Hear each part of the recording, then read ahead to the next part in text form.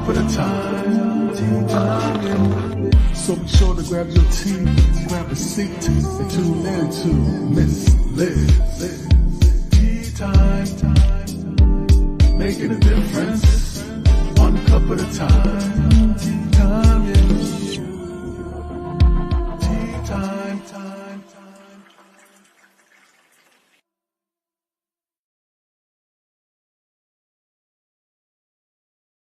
Welcome, everybody. It is Monday. That's right. It's not Thursday. We have a special tea time tonight. We have returning guest Marklyn T. Johnson in the house, and he's going to be talking about his new book, I Like Black People, the Good Ones.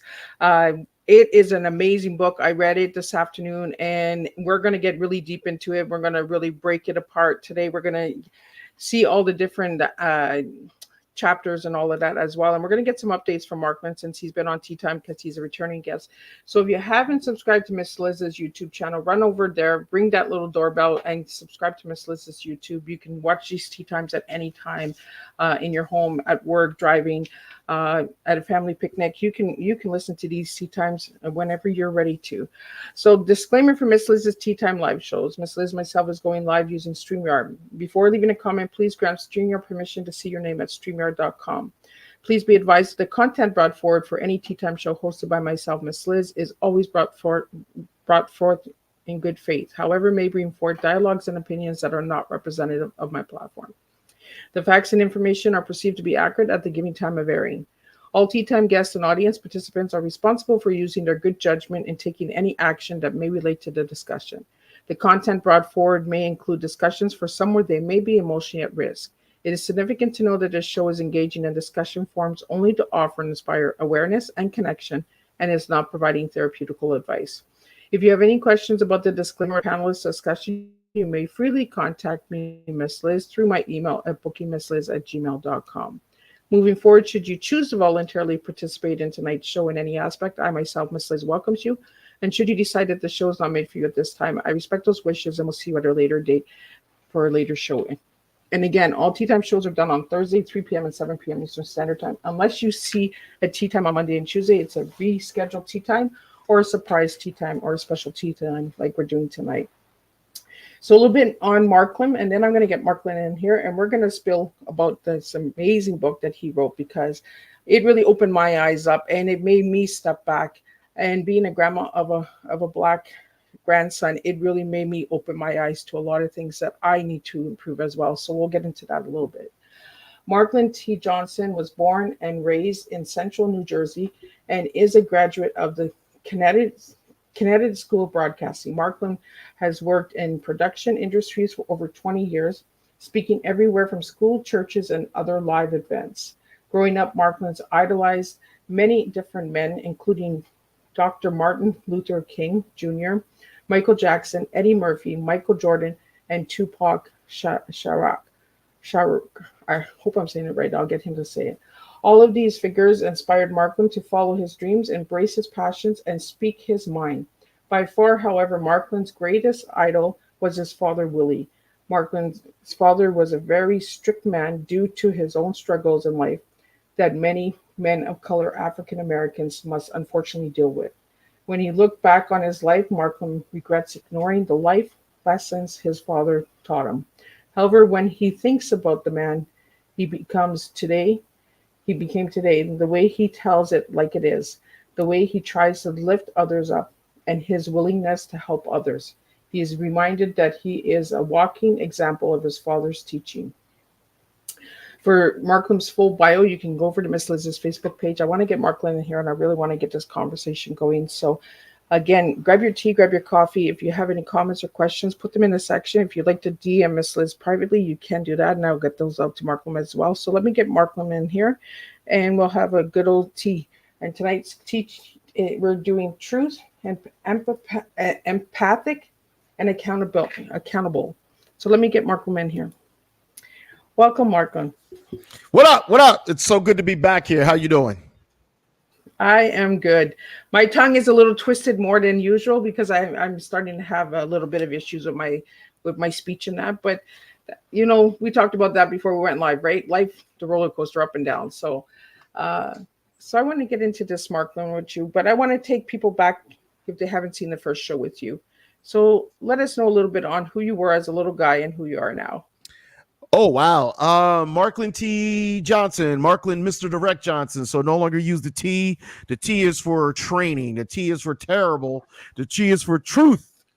There's a lot of stuff. I'm a big personality, which is weird because I used to be a very shy kid, and that throws people off. My aunt used to tell a story about I used to be glued to my mom's side, and I wouldn't leave her side. And now when I tell that to people, you're like, "What? Where did that happen?" Born and raised in Scotch Plains, New Jersey. For any of you watching, big ups to Scotch Plains, New Jersey. Thank you guys so much for tuning in if you're watching. Lived at home till I was 32 years old. Was a bum. Didn't want to do anything with my life. Didn't know what to do. Graduated high school with no direction. Graduated high school with no idea of what I wanted to be.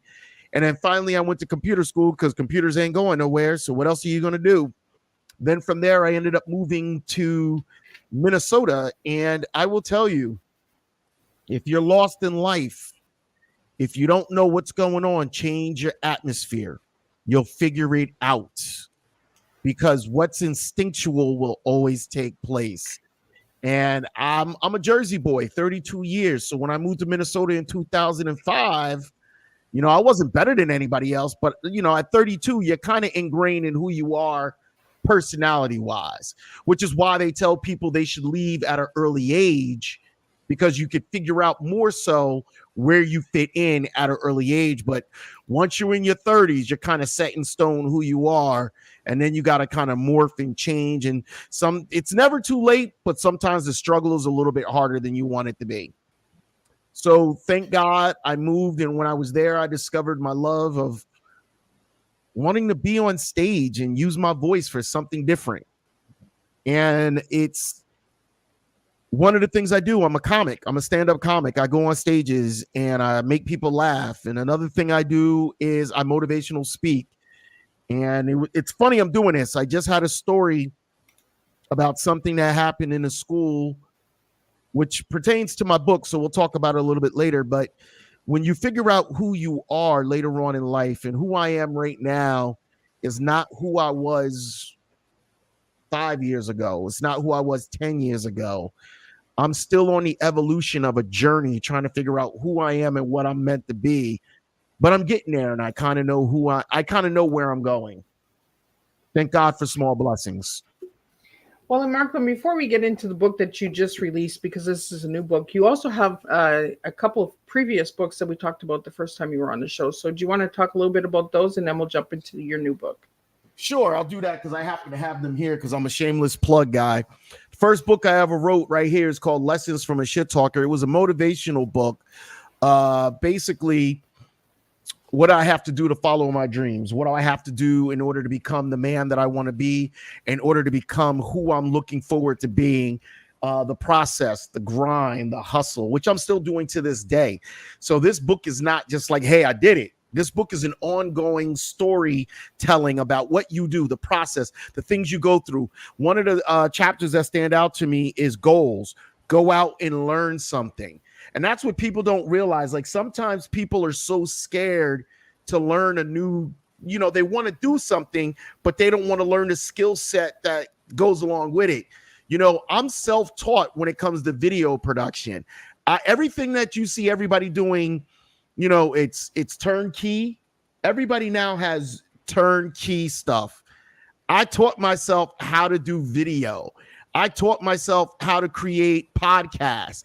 I taught myself how to do everything. I even taught myself how to do stand-up comedy, which then I had to take a course on it. But you're learning. Go out and learn something. Do not think you have all the keys to what you need. So that was that book. Then a lot of people didn't believe some of the conversations I was having online. So I wrote a book called Facebook Conversations, The Good, the Funny, the Ugly. Now that book, which throws a lot of people off when they read it, it's a tough read. The reason why it's a tough read is you get to read the subjects as I've put them out there. And, this almost is a capture in time because most of these conversations are not recent. They're mostly old conversation, which is funny. I asked the young lady to help me, And she said, well, I need to read your books before I can help you. I'm like, no, you don't. But if you want to, go ahead. And she reads the second book and says how I was opening myself to litigations and the book was so mean. And this is a point I want to make to you. Part of the third book that I wrote, I Like Black People, the good ones. It's about how you have to be able to have a conversation to learn. How she had these conversations, she would have known that these conversations were like 8-9 years ago. None of them were recent. They were stuck in time. But she wanted to believe that they're now. And she said all types of awful things to me, which is fine. You are who you are. I wish everybody the best of luck in life. Life is too torturous for me to worry about being mean to people. But, my books are about reality, the reality we live in. And, I think a lot of people live in an alternate, they like to think that they live in a certain world, but they don't accept the world that they really live in. And the world we live in is really weird. It is. It really is. When I first started reading today's book, I love Black people, the good ones. When I read the title, I was like, okay, what's he mean by the good ones? So even before I opened the book, I was like, what's the good ones? Like, what am I getting in here? Like, is there going to be like stories about bad ones that we should be looking out for? Because there's so much news going on right now. Everybody knows the social media, right? And I was just preparing myself. But when I opened it up, I was like, whoa, this is not what I expected. And we talked about that before we went live, Marklyn, about how you should write a book, right? Mm-hmm. There's so many people writing books that sound so politically over. I don't know what even the word to look for. And that's the problem in a nutshell. So the book is right there. I'm not going to grab it yet, but it's the reason why we are where we are in this world today is because everything is said in a political bubble method. If this is who you are, this is the way you see the world based on your political ideology. And people act like their perspective based on their political ideology is the only reality. And as a Black man, an educated Black man that grew up in a white town, I used to be one of the good Black guys. Now, when somebody says, what do you mean the good Black people? For a lot of white people, even white people who claim they're not racist, the good Black guy or the good Black woman is the person that never brings up race. They never discuss it. They never, shed light to it. They basically look past it and look for other excuses. We use a term called the house N-word. That's what we used to call the slaves that worked in the house. They didn't think that it was that bad because they were clothed. They were wearing good clothes. They weren't eating the slops. They were eating the good food that the owner left for them. So if you want to be considered one of the good ones, you don't discuss your experience of racism, of subtle, microaggressions. You don't discuss how Black people in general experience this world. You don't discuss how Black people get the worst loans. You don't discuss redlining. You don't discuss these things because these things make people uncomfortable and you don't want to even, and the thing about it is the word racism makes people uncomfortable, but when you talk about the root of it, it makes even the borderline racist, meaning they don't consider themselves racist. They're not burning crosses. They're not yelling the N-word. They're not saying, get out of my town. But it makes them nervous because they're scared to hear, am I guilty of any of these actions? And one of the things I pull on is I've been outspoken in my town about racism, and it was more so from the experience. And I recall a couple of months ago, I shared a post about let's celebrate a Black individual in our town that got a good position. And what I said to the person was I said, well, there's some people that were objecting to it based off of his skin color. And then I saw so many people say that's not true. He's so loved. Nobody would say that. And my response to them was, so you weren't there, so it didn't happen. That's what closet racist people do. They live this level of, well, if I don't see it, it didn't happen. The racism has to be them and what they perceive as racism. And that's not racism. You're not black. Like, you're a woman. Imagine me telling you your life of being a woman, of being a grandmother, of being a mother, right? And that's it in a nutshell. And it's so hard because the politicians and the assholes that are out there, excuse my French, they so want to tell you that your version of this world and your opinion based off of your political ideology is the reality for everyone. Well, and one thing that I got when I read the book, Marklyn, is, and I say this all the time when I come on Tea Time, if you don't live it and you're not living in those shoes, don't speak on it. Don't say I understand when you haven't experienced it. And when I was reading through the book, this is what I was experiencing, Marklyn, was I don't know how you feel. I don't know what you went through. But I'm trying to understand. I'm trying to get educated by listening and by reading and by getting the information and getting the correct information. And what I really liked about the book was there's a lot of good information in that book. It's not just talking out of your ass. It's really good information. There's a lot of good links to go to. And what I really liked about the book, Marklyn, is the reflection part. Even in one point in the middle of the book, I think you say, take 10 minutes. And you even ask the reader, did you take the 10 minutes? That's powerful because a lot of people will just skim through a book, right? They'll just read the book and then they'll be like, yeah, I took my 10 minutes. I literally took the 10 minutes. Maybe I took 15. I was just like, whoa, there's a lot to process here. There's a lot of white supremacist stuff that that we take for granted, that that white privilege that we take for granted. And I got that from the book, Marklyn. I got that. The reality of what I shared in this book is not to shame white people, because that's not the point. And I say it, I don't know how many times in a book. I'm not telling you to feel ashamed. And that's when you bring up the subject of race, that is the biggest problem. Unfortunately, I hate to say white people because, that's what you're talking about. And because people always want to equate, well, black people are racist too. The point of what we're saying is understanding the experience of a black person in this country.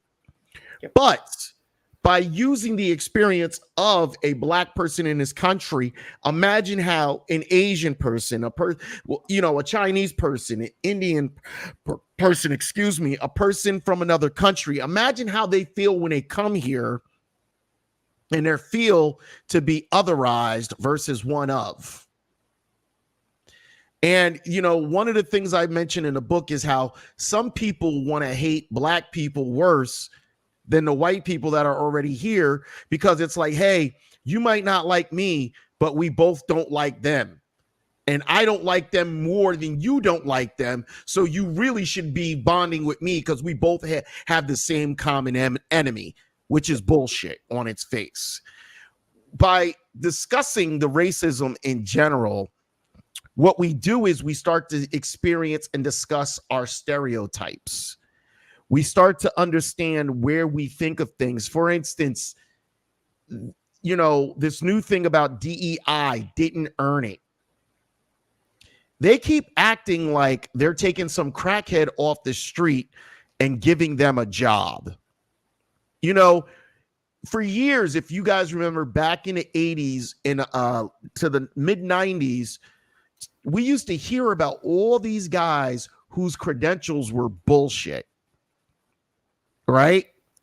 But we didn't find out until something bad happened, and then it was, oh, he didn't have the credentials. She didn't have the credentials. Right? Yep. But if you're black, all your credentials are checked and verified and triple verified and 25 times verified, because there's this mentality that Black people are not as smart or as worthy of these said positions. And just to give you guys that are listening a little bit perspective, when Donald Trump was elected, do you realize there was actually a drop in hiring Black men in executive positions? Take away the word men. There was a drop, a 16% drop in hiring Black people in executive management positions. Blacks make up less than 1% of CEOs in Fortune 500, Fortune 1000 companies. We are getting our degrees. We are getting our masters. We are getting our extensive graduate degrees. We're getting our doctorates. We are entrepreneurs. But yet and still, we make up a very negative, small percentage of those people who are influential. And it's something people don't want to discuss. It's kind of crazy. And you have this chart in the book as well for media and all of that, how media is released on Black people. I found really interesting as well. You know, there's a lot of good information. I highly recommend everyone go out and grab a book, because this book really opened my eyes to see that it's not about black and whites. It's about racism and really understanding the education of racism. And it's not just the word racism. We're talking about lives. We're talking about events that happened for centuries. I love the history that you put in this book, Marklyn, because you went back to 1710, I believe. And there's a story about a woman yelling rape and blaming the Black man when it was a white man. Like, you know, these are the things that people are still doing today in society. A lot of people don't understand the myth of the Black sexual paralysis, you know, of the hypersexuality of Black men being out there and wanting to rape white women has long been out there. And please forgive me if I forget, in the movie Native Son, I believe, when it was put out there, the movie was put out about how Black men were on the prowl and looking to rape white women. And that's why they needed the KKK. This movie was welcomed and heralded by, I believe, President Woodrow Wilson at the time. He played the movie in the White House. This is one of the peak periods when the KKK was huge. They were marching down, you know, where we have the inauguration. They were walking down that street in hoods and in robes.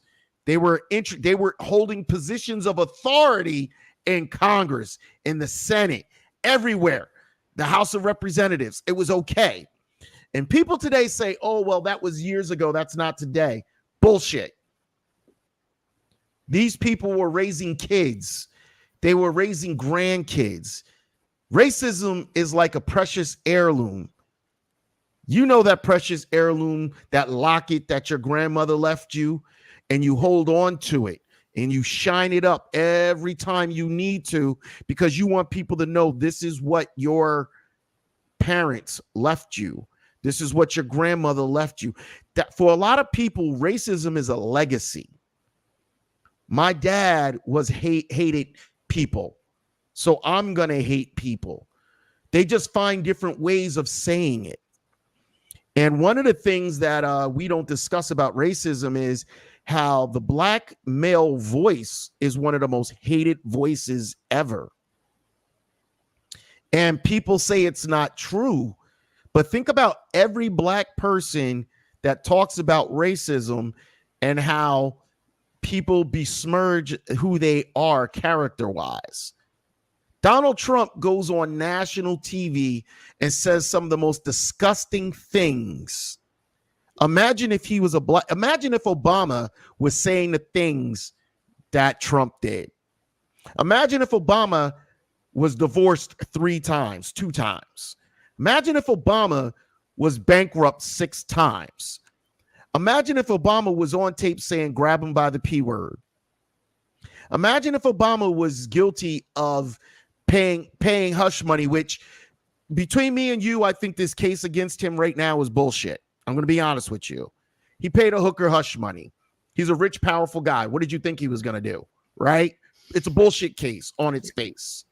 But think about all this.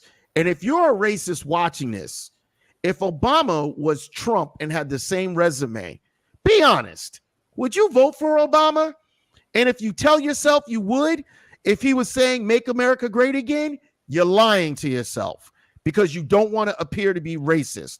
But you know, if Obama and Trump were to switch roles, you wouldn't even Obama would have been laughed off being elected. He wouldn't have made it past the first primary. They would have laughed him off. But here we have a rich white man who apparently is broke but claims to be rich,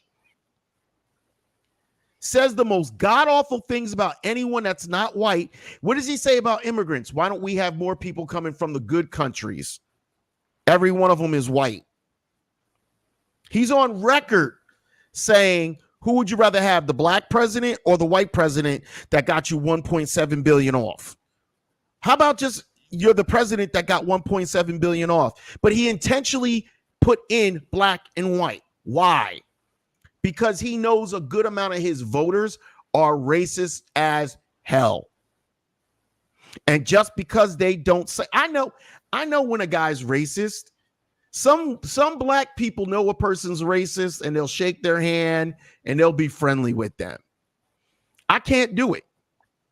When you say stupid shit to me in a condescending tone, you've told me who you are. Yep. I don't care how many black people shake your hand.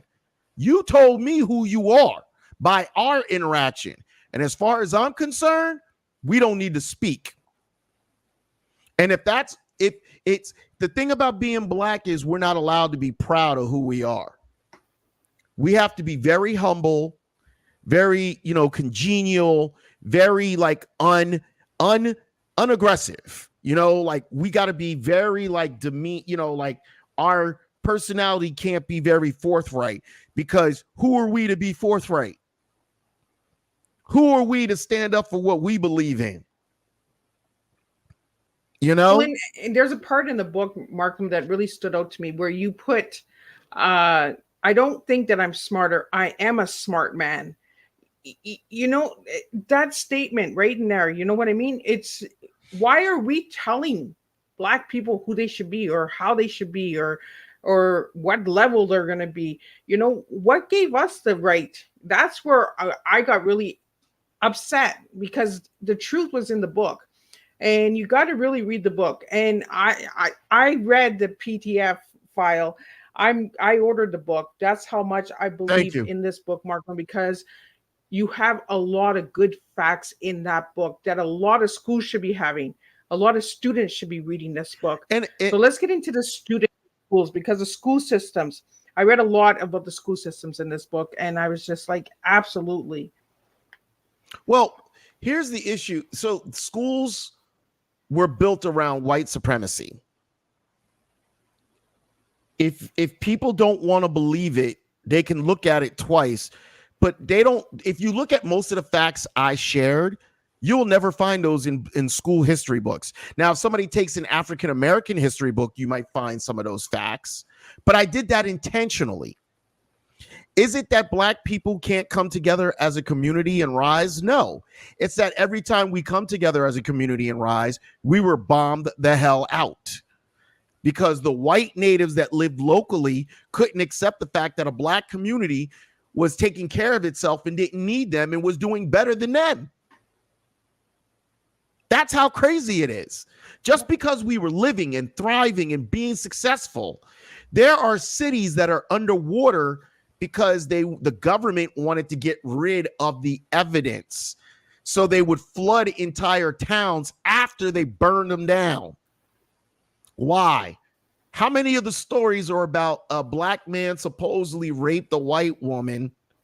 So guess what? Burn everyone. Let's not just kill the one black guy that we think did it. Let's kill all the black people and set an example. So why do you think black people fear the police? Even to this day, even if they've got all their paperwork together. Why? Because the historical impact, which comes to racial trauma, which is passed down from generation to generation. I grew up in a household, I'm 51 years old. I grew up in a household where my dad was born in the segregated South in 1933. My mother was born in segregated South in 1938. Now, did they have crosses burned? No. But my dad had stories of being called the N-word. My dad had stories about understanding that he had to act different around certain people. I wish I could actually, not let people sway me with their energy, but I'm such a genuine person. What you see with me is what you get. I love with everything. I don't like people think I hate white people. I'm like, I love everyone and hate everyone at the same time. I don't hate anyone. I don't like a lot of people because I can get easily annoyed, but I just want everyone to get along. But the way we're going to get along is when we start respecting each other's story, each other's experience. And the experience has to come from the person who experienced it. Stop talking about stories that you haven't lived. I say it all the time. Stop sharing a story you never lived, that you never experienced, because all you're doing is doing more damage. It would be like me writing this book as a white woman writing about black people. Like, I'm not a black person. I can't write the story. I learned so much history in this book that I was blown away, and I was frustrated to know as a white person that this was allowed. The justice system, I already think the justice system is already screwed up as a white person, let alone a black person experiencing it. You have an experience, you have an exercise, a part in the book, Marklyn, where you write about the kids, the white kids and the black kids demolishing the car. The white kids got one phone call to the police station, and the black kids got 10 calls. Like, seriously, people. We're like, sleeping in their car. They were sleeping in a car. So, okay, let's go back up real quick because I really want people to get a fathom of understanding. In this episode of What Would You Do, they took two different sets of kids, one white, one black. The white kids, they were all actors. The white kids who were doing all the damage, people would stop, but not a lot of people call the police, right? But people, hey, are you okay? Should you be doing this? Hey, guy. But they wasn't calling the police. Strange thing happened. The police had 10 phone calls about black kids sleeping in a car. Kids didn't do shit. They were in a car. Miss Liz, I apologize if I'm swearing too much, but I speak with passion. So please forgive me. No. And this is what I said when we came on this tea time, this special tea time. I didn't even read the book until today, and I was like, I need to read this book because I promised Marklyn I would read this book. So when I got up this morning, I was like, okay, and I was preparing myself to have a book of a list of good people and bad people. And when I opened it, I was like, whoa, I need to really take time to read this book. And that's what I did, is I took the time. I shut everything off and I took the time to read the book. And I ordered the book because I want to be able to read it again to understand it a little clearer and take the time to process a little bit more. But just the overall of 5 hours of reading today, I was blown away by the things that were in this book. And when I mean blown away, I was blown away in a good way and I was blown away in a sad way. The book gave me a lot of information. It gave me a lot of real facts and links that you can check out for yourself. Marklyn is not talking out of his ass. He's giving you links. He's giving you charts. The information is there. Check it for yourself if you don't believe it. That's what I liked about this book. I didn't want people to read it and be like scholar, like I said before. I wanted people to read it and be like, yo. So this is, when you go do research, I wanted people to read it like when you do research and then you find something else and then you find something else and you're like, oh, but what about this? But what about this? Hey, what about this? I wanted people to feel as if they were just doing research and this was a piece of it. But I wanted it to be able to say, hey, I can actually go to information and find it. So it's not him just speaking from his opinion. He's telling you his thoughts. And now he's showing you the factual information that says, oh, so this is how, if, for existence, when you were talking earlier about the white women crying in 2 seconds, how white women have been trained that their tears will bring about sympathy or empathy in a matter of seconds. They've been trained that way. Why? Because they show it on TV. They show it on TV. And the thing is, we are all receptive based on what we see. If you're a white woman and you're watching TV and you see, if I make up a lie that I was attacked, I just say it was a black guy. Why? Because people have it already embedded in their brains that that's what black guys do. You know, I go on threads all the time around, Fox, CNN, and this is something that people don't even understand. They over-report black crime and under-report white crime. White people commit crime the same. Less than 1% of the black community commits crime. Less than 1% of the white community commits crime. But what's the myth that they put out? 50%, well, 13%. This is what they use to blur the line. 13% of the population, which is black people at 13%, commit 50% of the crime. When you say that, you make it seem like every black person is out there committing a crime, which is impossible. If you do the numbers, less than 1% of the black community commits a crime. Less than 1% of the white community commits crime. But for some reason, when a black person commits a crime, that person represents all black people. But not one white person wants to say a white criminal represents them. Tell me how weird that is. Right? And how transparent is that? But people will fight it. And that's the thing, right? The society, the systems, the programming, the media is portraying black people to be these bad people, right? These gangsters, these ones that don't want to work. In the book, you did an example where you had done 2 resumes with the name Marklyn and then Mark. And I was like, I already know which one got hired. Like, I was just like, it's ignorance. That's what it is. It's really ignorance. And I don't understand how we can't open the eyes. I like that you said that, because the amazing thing about it for me is how people are so set on denying it. You know what I mean? Like, you are so set on denying how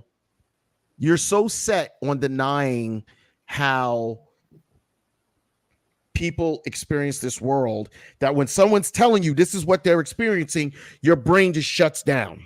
Yep. I don't want to know that you're experiencing it this way. I don't want to know that you're being honest and that maybe I'm blind to the truth. Nobody wants to admit that they're blind to what's going on. Well, there's a lot of people wearing blind shades over their eyes because everybody says, I want change. I want to talk about the word diversity, because this really infuriates me. As a white person, it infuriates me. We talk about diversity. We talk about bringing people together, but we're actually dividing each other with this diversity, because it's this culture is better than this culture. This color is better than this color. We're putting each other in different boxes instead of coming together. We're looking at it as a threat, and it's not a threat. It's meant to bring people together. And you talk about that in the book as well, Marklyn, about diversity. people, if you're part of the American melting pot, there's not one damn thing you're doing that is not influenced by a different culture. You know what I mean?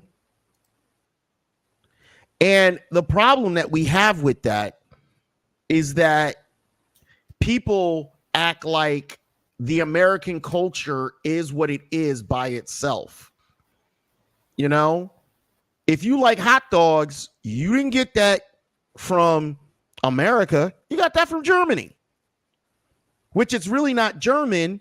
It's a hot dog is based off the premise of a sausage. It's just different meats on the inside, but it's off a sausage. Go look up the roots of what a sausage is. You love spaghetti. Go look up the roots of what spaghetti is.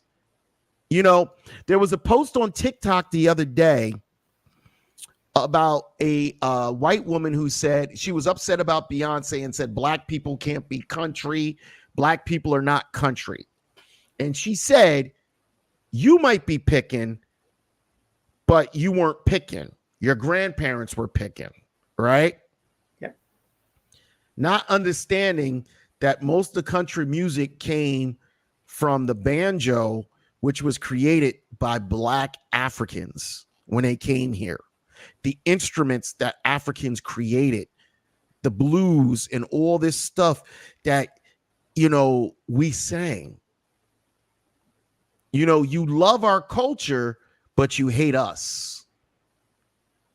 And it's a sad thing because when you talk about it, people, oh no, I what do you mean? I don't know what you mean. You know exactly what I mean. You love our culture, but you hate us.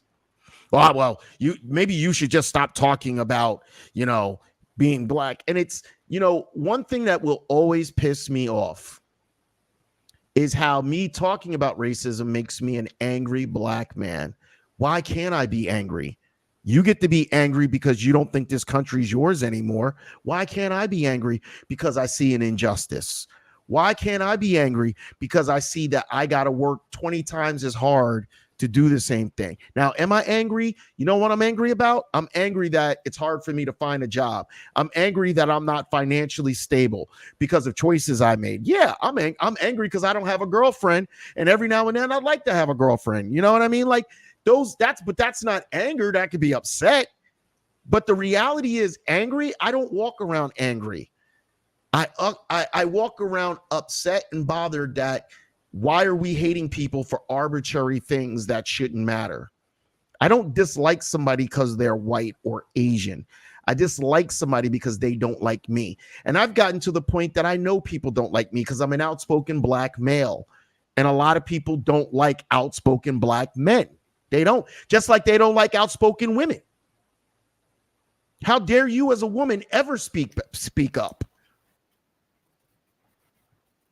It's a sad reality.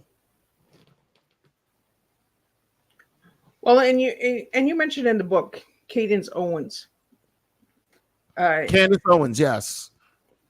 Let's talk about that a little bit because a lot of people, that's one thing in the book you're saying, I don't care what color you are. I'm going to call you out if you're a shady person. Like, that's just who I am. And that's what you mentioned in your book a lot. So let's talk about Candace Owens.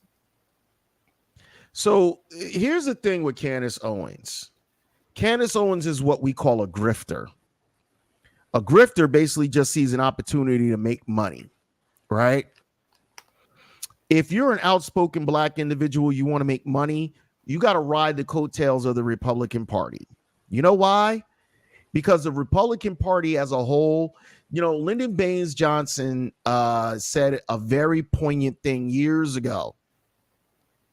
If you can convince the lowest white man, the lowest, poorest white man, that he's better than any black man, you can pick his pockets for days. Right? So what did Donald Trump do? He came out and convinced the poorest white people that this country and this world is not theirs anymore. There was a guy in a video that said he believed that if they had to get down in the trenches, Obama wouldn't get in the trenches with them, but Trump would.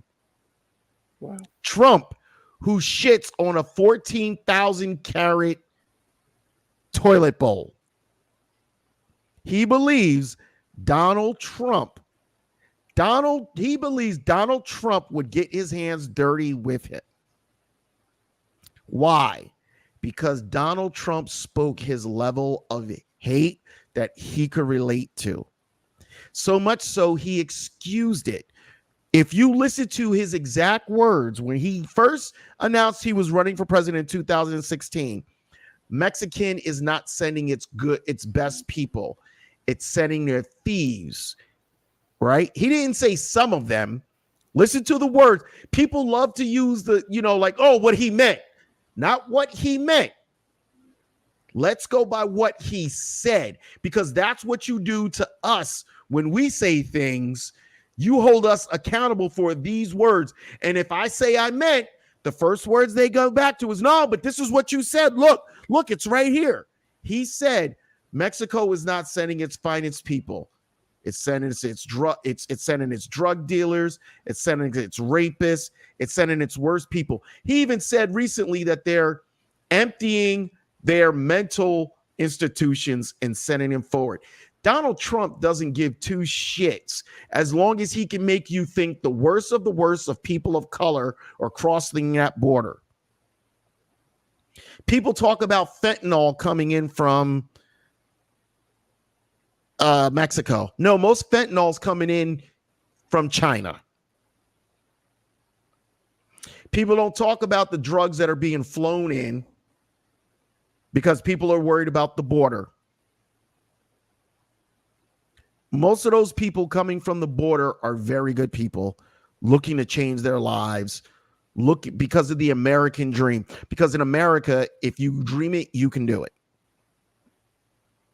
And for some, I don't believe that the American dream is not achievable, black, white, or whatever. But if you're white, you don't have as many hurdles as people of color. And the fact that you believe that me talking about those hurdles make me trying to be a victim speaks volumes about who you are. If you're starting off without those hurdles, like if we talk about generational wealth, if your great grandfather knew the philosophy of owning, and he wasn't a poor sharecropper who was getting fucked, excuse the expression, by the white people who were making sure that no matter what. So in this, you've heard of the movie Roots, right? In the movie Roots, they always do Roots something the later years or something like that. And there's this important scene where the white landowner says, are you really going to let these, niggers, get along? Let them achieve things, let them be sharecroppers. And he said, no, what we're going to do is loan them the money to work the property, loan them the money to get the seeds, to get the property. And no matter what, they'll never have enough money to pay those loans back. Right? Now, where do we see this today? Go look up Wells Fargo. Go look up Bank of America. Go look up all these banks that are being caught giving bad loans to black people. This is all verifiable. You could go look it up. They give black people worse loans, higher interest loans. And the reason why people like Donald Trump and other racists are mad is because the internet has allowed this information to be abundant to everyone to find it. And if you ever notice, when they find out that these banks are doing bad business by people of black people or Spanish people or whatever, the case gets settled quickly and it gets pushed underneath the rug. You don't hear about it long term because they don't want you to know, like, oh, we got caught with our hand in the cookie jar doing some bad shit. They don't want you to know that. Well, and that's the thing, right, Marklyn? The internet is there. The research is there. The evidence is there. Yes. People are just lazy. They just are not looking. They're not educating themselves. There's a hate of with this information. book, exactly. And then they're like, well, I didn't know, because you chose not to know. You chose not to go and look and do the research. They stop blaming society when you're not doing the work. You know, and that's what I really liked about this book, Marklyn, is the work is there. The research is there. Click the damn link in the book. Like, the information is there, you know. But again, I want to go back to the reflections, because the reflections is what really opened my eyes. Because the questions that you're asking, you're telling people to take the time to reflect on what they're reading. We're not doing that in today's society. We're just saying read, read, read, read, read. But we're not saying reflect on what you're reading and what you're taking in. And that was the best part that I liked about the book, is the reflection parts. Because you have it on each of the chapters. As you're closing the chapters, you're doing reflection time. And again, that 10 minutes. Did you really take that 10 minutes? And you know, when you grab this copy in this book and you read it, take that damn 10 minutes. What is 10 minutes? We waste 10 minutes all the time. You know, going to get a coffee at Starbucks or Tim Hortons, you're wasting 10 minutes in the wait up line waiting to make your order. You can take 10 minutes for this book. And 10 minutes reflect. Here's the thing. My book is not the end all be all of all answers. It gives you a small scope of what we've got going on. It gives you a small scope of the experience. It gives you a small scope to say, hey, maybe I've got a taste of what happened. Maybe. But I think people need to be a little bit more honest about, truthfully, where they stand and be willing to have a conversation. If you're not willing to have a conversation, that's cool, but be honest about the fact that you don't want to have that conversation. That's what it comes down to. You got to be honest and say, yeah, I don't want to have the conversation. Because the second you're honest about it, then at least people know where you're operating from. You know, that's the important part. Uh-oh, there's Lady Rose. I know who that is. That's Lady Rose. So, Marklyn, if you want to hold the book up so people can see the book, we're almost at the hour here. I want to get the book up. If people can, where they can purchase it, all that good stuff. And if they'd like to reach out to you, have you as a guest, all that good stuff, we'll get that out there. Lady Rose, this is the new book. I Like Black People, The Good Ones, An Observation from Experience. It is the third book. I will send you a link because she used to be on my podcast with me when I first started. Lady Rose used to be on and she's such a sweet lady. And I knew her niece, who unfortunately passed away. Her niece and I became good friends later on, and we became good friends. And then her dad was on the podcast and she was on the podcast, and it just became a very, like almost like a family thing. And we would talk, and she's such a good person. And I really appreciate the fact that she tuned into this. But yes, so that was the third book, I Like Black People, An Observation from Experience. I Like Black People, The Good Ones, An Observation from Experience. And it just goes along with, I think people need to have honest conversations around the word racism. They do. I strongly agree with that one. We need to have these conversations. And, and again, the information is there in the book. Again, Marklyn, thank you for sharing the book with me and giving me a chance to read it before today's interview, because I would have came and I would have said, okay, well, tell me about the book. How did the cover get made? Da, da, da, da. There's a lot of podcasters out there that don't do their homework, but this girl, she gets her homework sent to her, and I do it.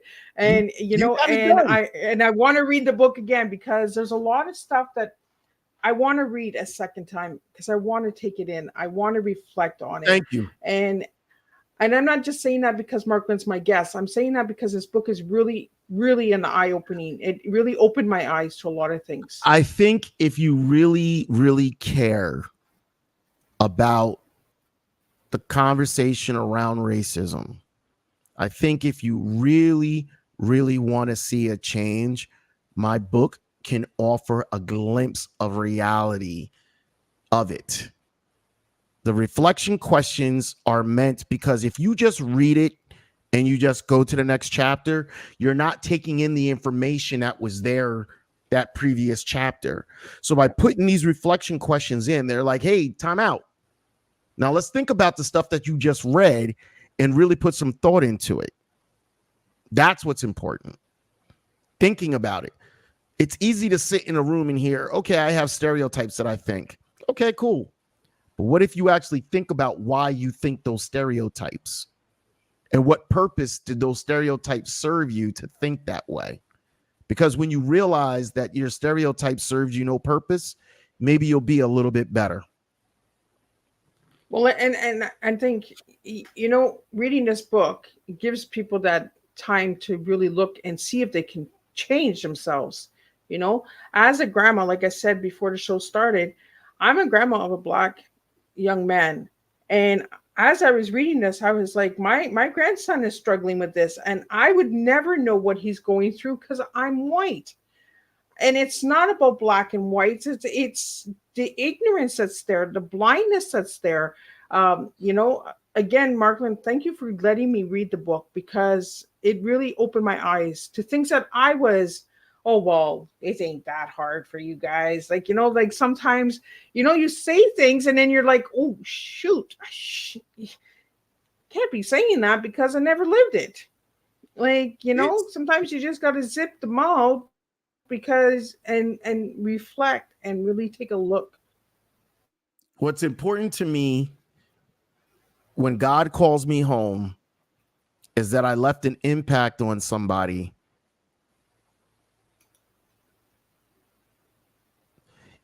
Lady Rose, we'll talk about that later. You should never say that I will say this, and I'm not saying this to chastise you.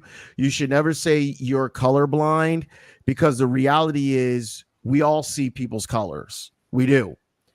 You were raised to treat everyone respectfully. But if you don't see, when we say I'm colorblind, you're basically saying you don't see that person for who they are, because the world is not colorblind. Again, I was the acceptable Black guy. I was one of the good ones until I started talking about racism. And then all of a sudden I became the troublesome Black guy. Oh, you're just looking to cause problems. You're just looking to just cause problems. And it's like, yeah, am I? Or maybe I'm sharing a reality that you're not comfortable with hearing about. And I'm not saying it about Lady Rose, because I think Lady Rose is beautiful. She is an amazing woman. I'm saying the overall sentiment sometimes of when you hear that is that you're not hearing how a person experiences this world. And instead, stop focusing about that and move on. And it's not about focusing in on that. It's knowing I'm being treated differently simply because you see me differently. I have a superpower that a lot of people don't have. I can walk into the room and I can change the dynamic by never opening my mouth. That is a superpower that a lot of people don't know. So, Marklyn, what final words do you have for everybody tonight? And how can they reach you? First of all, you can find me on MarklynSpeaks.com. She's got it right there, MarklynSpeaks.com. I'm available for conferences, for book signings, stuff of that nature. Second of all, thank you so much for having me on here. I really appreciate the time to dialogue with you and share my story and share about the book. I really appreciate it. Thank you so much. Thank you for buying it, because that's what I love, is that people are buying it and people are seeing. Go check the reviews. Go check it out. But this is what I want you to do. Have the uncomfortable conversation. Invite somebody over and have the uncomfortable conversation. Be ready to say, damn, I got it wrong. That's where the growth starts. That's where we start growing. And it's okay to be wrong, and it's okay to learn. Every day, all day. Well, thank you so much, Marklyn, and thank you for tuning in. And to all the viewers and listeners, thank you for supporting tonight. I really appreciate all of you guys. I could not do this without all of you. We'll be back Thursday at 3 p.m. and 7 p.m. And on Thursday, we'll be talking about Parkinson's disease. And we're going to have returning guests again in the evening, the Eggman series. They'll be back with 2 new books that they have out as well. So join us for that on Thursday. And again, thank you all. And if of this year of 2024.